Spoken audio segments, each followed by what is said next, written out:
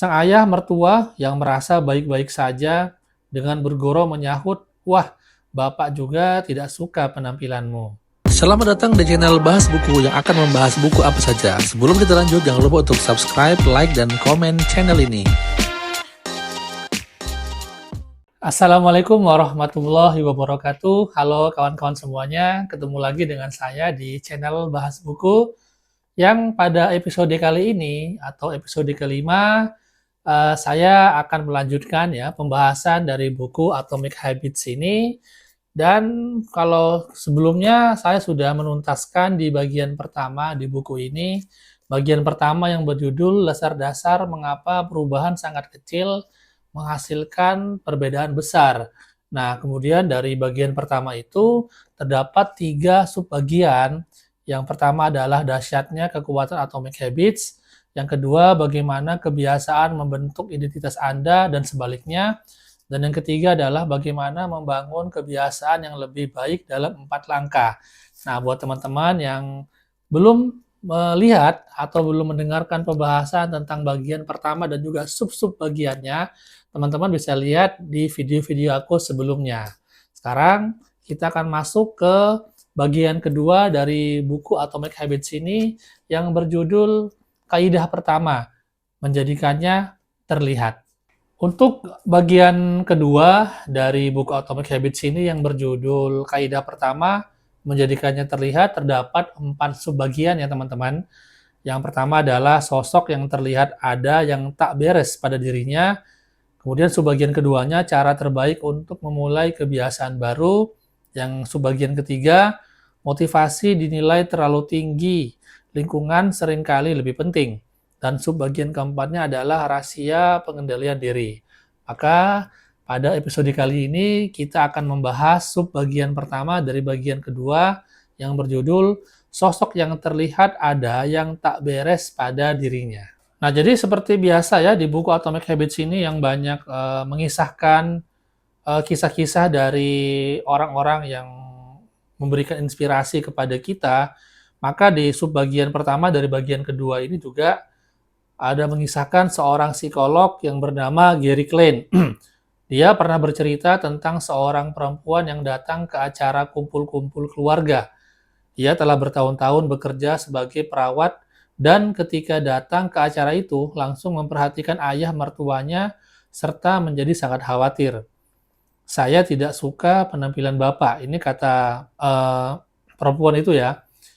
Sang ayah mertua yang merasa baik-baik saja dengan bergurau menyahut, "Wah, Bapak juga tidak suka penampilanmu."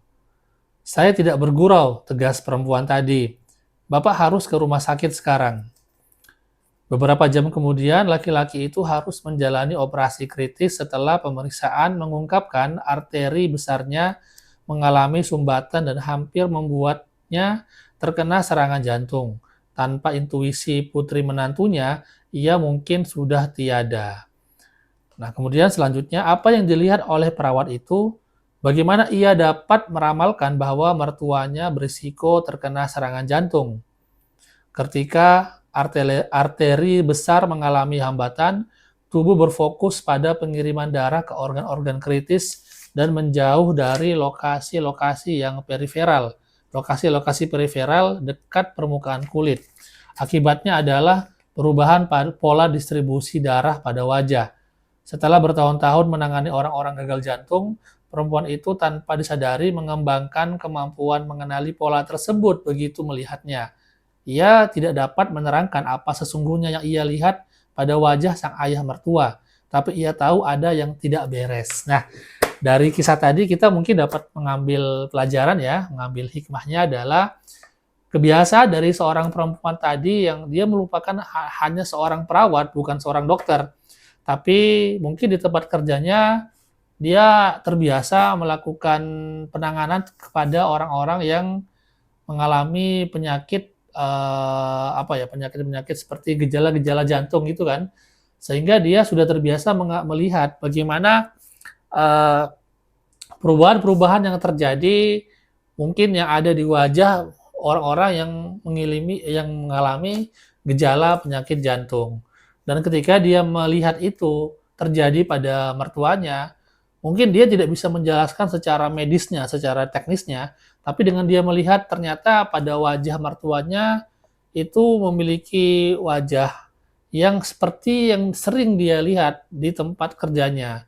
Nah, sehingga dia menyarankan kepada bapak mertuanya untuk segera melakukan pemeriksaan yang akhirnya bapak mertuanya dioperasi.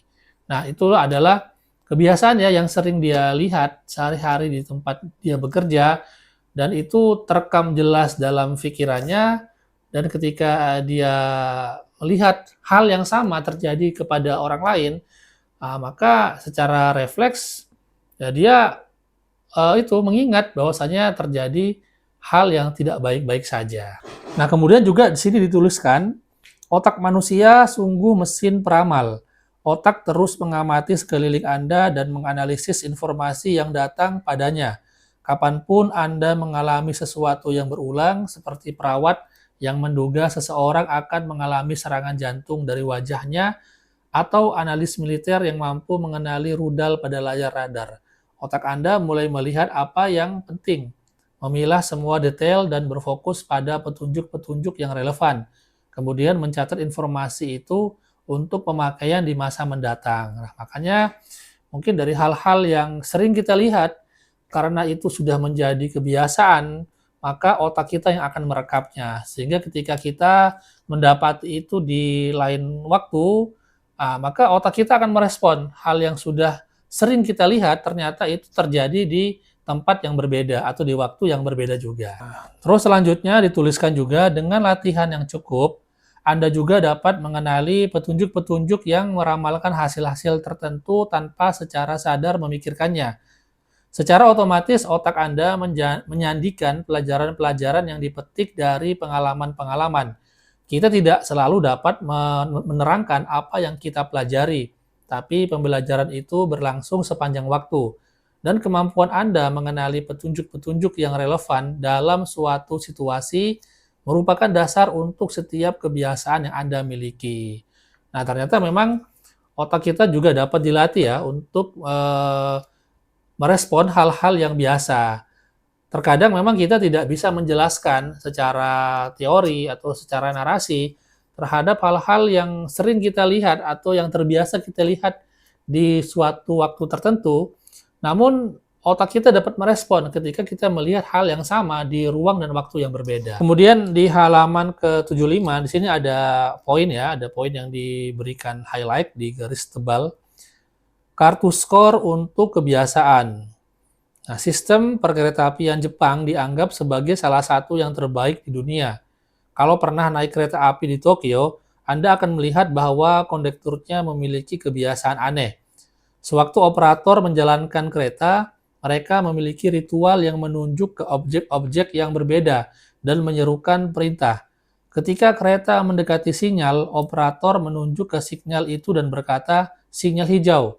Ketika kereta masuk dan keluar stasiun, operator menunjuk ke papan jadwal dan menyebutkan waktu.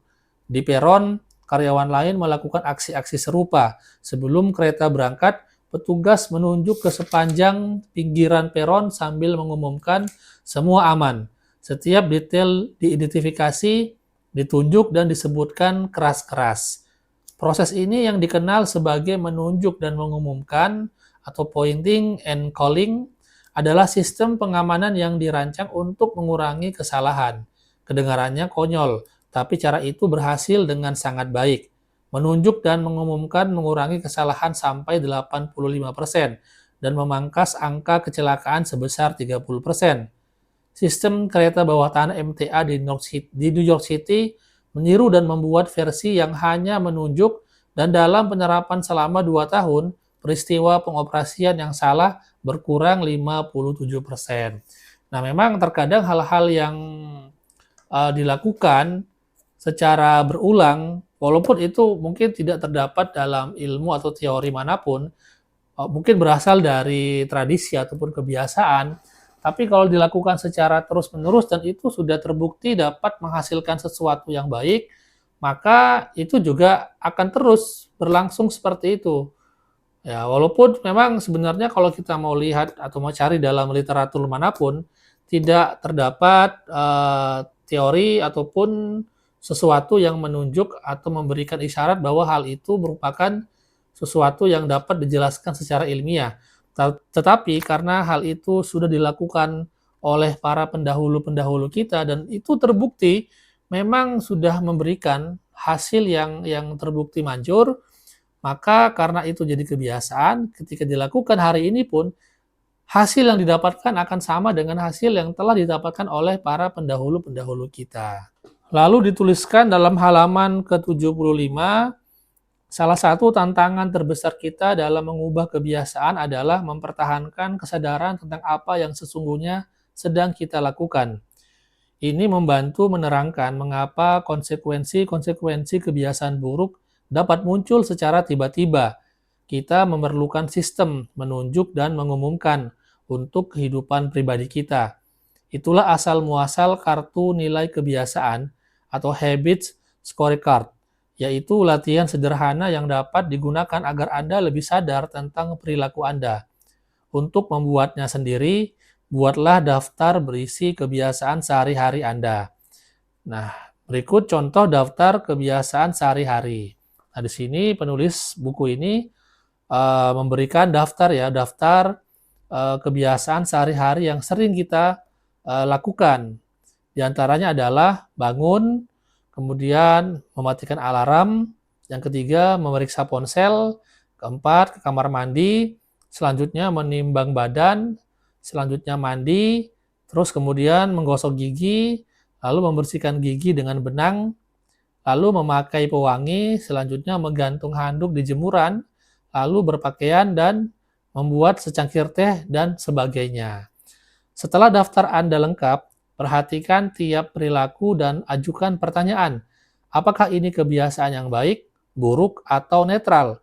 Kalau kebiasaan baik, tuliskan tanda plus atau tambah di sebelahnya. Kalau kebiasaan buruk, tuliskan tanda garis atau minus atau min di sebelahnya, seperti tanda kurang. Kalau kebiasaan netral, tuliskan sama dengan. Sebagai contoh, daftar itu mungkin menjadi sebagai berikut. Nah, nanti di dalam buku ini akan ada daftar yang telah diberikan kode ya, baik itu kode tambah, kode kurang, ataupun kode sama dengan. Kemudian di sini diberikan contoh untuk bangun, diberikan kode sama dengan, artinya itu adalah sesuatu yang netral. Kemudian mematikan alarm, itu diberikan kode sama dengan, artinya juga netral. Selanjutnya memeriksa ponsel, ini diberikan kode garis ya, kurang. Artinya itu adalah kode yang kebiasaan yang buruk. Nah, selanjutnya ke kamar mandi diberikan kode sama dengan, artinya netral. Lalu menimbang badan diberikan kode plus atau tambah, artinya kebiasaan yang baik. Lalu mandi juga diberikan kode plus, artinya adalah kebiasaan yang baik. Menggosok gigi diberikan kode plus, artinya kebiasaan yang baik. Lalu membersihkan gigi dengan benang juga diberikan kode plus yang artinya baik, kebiasaan baik. Lalu memakai pewangi diberikan kode plus yang artinya juga kebiasaan yang baik. Dan lalu menggantung handuk di jemuran diberikan kode sama dengan yang berarti itu netral. Kemudian berpakaian diberikan kode sama dengan yang berarti netral. Yang terakhir membuat secangkir teh diberikan kode plus yang berarti itu adalah kebiasaan yang baik. Nah, jadi contoh tadi bisa kita praktekkan di rumah. Kita membuat daftar kebiasaan kita, mungkin mulai kita bangun tidur sampai kalau perlu kita membuatnya secara kompleks ya, secara keseharian kita, mulai kita bangun tidur sampai malam kita pulang dari kantor, dari kerja dan kita akan tidur. Kita membuatkan list atau daftar kebiasaan-kebiasaan kita. Nah, lalu keesokan paginya atau malam harinya sebelum kita tidur, kita memberikan kode-kode, kodifikasinya dari daftar kebiasaan-kebiasaan yang kita buat, manakah kebiasaan yang baik, mana kebiasaan buruk, atau mana yang sifatnya netral. Nah, jadi hal-hal tadi itu bisa kita praktekkan ya, kita bisa contohkan di kebiasaan kita yang kita sering lakukan setiap hari. Lalu dituliskan di sini, tanda yang Anda berikan pada suatu kebiasaan akan bergantung pada situasi dan sasaran Anda. Bagi orang yang sedang berusaha menurunkan berat badan, makan roti manis dengan mentega kacang setiap pagi mungkin kebiasaan buruk. Bagi orang yang ingin tampil lebih tegap dan berotot, perilaku sama mungkin merupakan kebiasaan baik. Semua tergantung apa yang sedang Anda perjuangkan. Jadi, nanti setiap kode yang akan diberikan atau tanda yang akan diberikan, itu tergantung dari apa yang menjadi sasaran atau tujuan kita. Seperti yang tadi telah saya bacakan di dalam buku ini ya. Kemudian di sini penulis memberikan suatu tips ya. Bila masih sulit menentukan cara menilai kebiasaan, berikut pertanyaan yang saya senang gunakan. Nah, ketika kita mungkin merasa kebingungan, bagaimana kita dapat menilai apakah kebiasaan itu merupakan kebiasaan yang baik atau sebaliknya kebiasaan yang buruk atau netral, maka penulis ini memberikan apa ya, memberitahukan pengalamannya dan dia sering menggunakan pertanyaan. Contohnya adalah, apakah perilaku ini membantu saya menjadi tipe orang yang saya inginkan?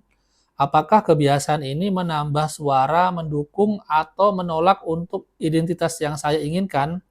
Kebiasaan yang mendukung identitas yang Anda inginkan biasanya baik.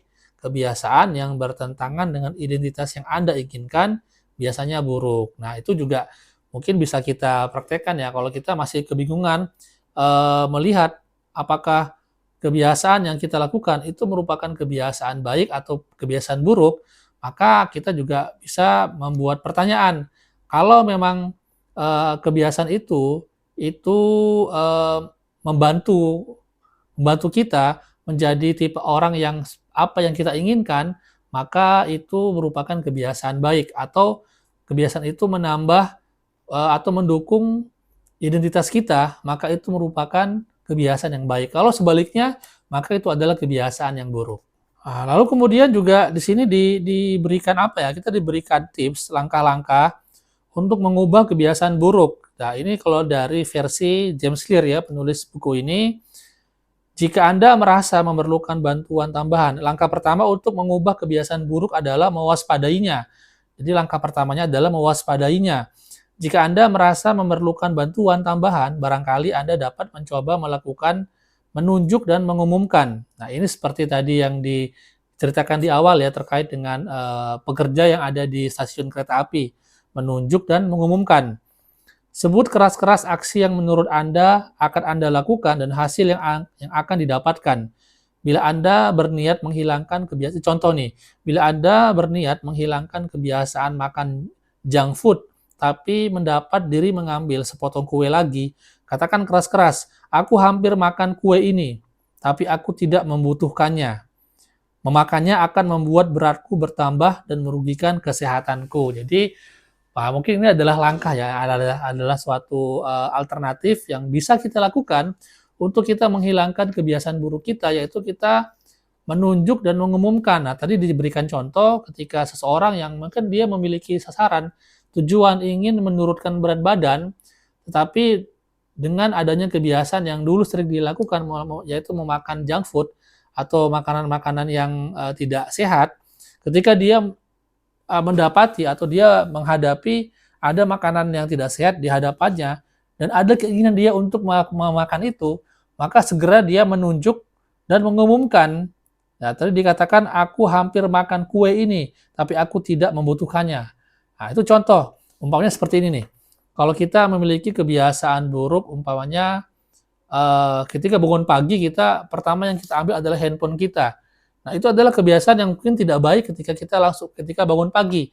Nah, ketika bangun pagi, kita ada keinginan untuk memegang handphone, maka langsung kita tunjuk dan umumkan, aku hendak ya bagaimana ya terus tadi, aku hampir memegang ponsel ini, tetapi aku tidak jadi untuk memegang ponsel ini. Nah, itu adalah langkah yang diberitahukan oleh penulis, yaitu kita menunjuk dan mengumumkan kebiasaan buruk yang akan kita lakukan. Itu bisa kita praktekkan ya teman-teman di rumah. Kalau kita ingin merubah kebiasaan buruk kita atau menghilangkan kebiasaan buruk kita. Nah, cara ini memperbesar bobot pada aksi sebagai ganti membiarkan diri terjerumus ke dalam rutinitas lama.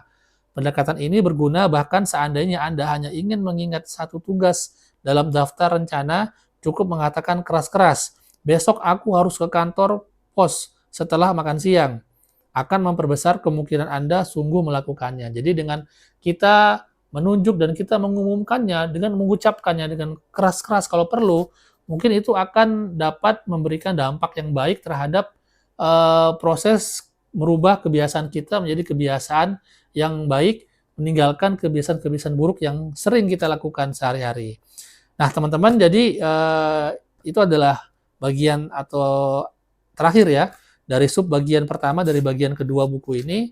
Dan seperti biasa di akhir di sub bagian terakhir ini ada ringkasan babnya.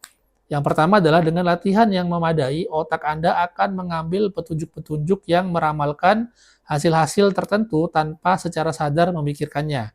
Yang kedua, begitu kebiasaan menjadi otomatis, kita berhenti memberikan perhatian pada apa yang sedang kita lakukan. Proses pengubahan perilaku selalu dimulai dengan kesadaran. Anda perlu menyadari kebiasaan-kebiasaan Anda sebelum dapat mengubahnya. Yang keempat, menunjuk dan mengumumkan meningkatkan kesadaran Anda dari kebiasaan di bawah sadar ke tingkat lebih sadar dengan mengumumkan aksi-aksi Anda. Dan yang terakhir, kartu nilai untuk kebiasaan adalah latihan sederhana untuk menjadi lebih sadar tentang perilaku Anda. Nah, teman-teman, jadi itu tadi adalah sub bagian pertama dari bagian kedua buku ini yang berjudul sosok yang terlihat ada yang tak beres pada dirinya. Nah, teman-teman yang sudah menonton video ini sampai selesai dan mungkin penasaran dengan buku Atomic Habits karya James Clear ini, nanti seperti biasa, nanti kalau teman-teman suka membeli buku ini, link pembeliannya akan aku tulis ya, akan aku cantumkan di deskripsi video ini. Jadi buat teman-teman yang ingin membeli buku Atomic Habits ini, bisa langsung aja diklik nanti di link yang aku cantumkan di deskripsi video episode kelima ini. Baik teman-teman, itulah tadi ya pembacaan atau pembahasan sedikit terkait dengan sub bagian pertama dari bagian kedua buku Atomic Habits ini. Jadi kalau teman-teman ingin memberikan komentar ya berupa saran, kritik ataupun masukan, silakan saya dengan berbesar hati ya, saya secara terbuka menerima apapun saran, masukan, ataupun kritik dari teman-teman. Jadi buat teman-teman yang sudah melihat video ini sampai selesai, sekali lagi aku ucapin terima kasih dan jangan lupa untuk meng-subscribe channel ini, jangan lupa untuk like, komen, dan jangan lupa untuk nyalakan tanda lonceng agar nanti teman-teman yang sudah meng-subscribe dan menyalakan tanda lonceng bisa mendapatkan notifikasi kalau ada video-video saya yang selanjutnya. Oke semuanya, sampai jumpa, sampai ketemu lagi di video selanjutnya. Assalamualaikum warahmatullahi wabarakatuh. Terima kasih sudah menonton video ini sampai selesai. Jangan lupa untuk subscribe, like, dan komen, serta nyalakan tanda lonceng agar kamu mendapatkan notifikasi untuk video selanjutnya.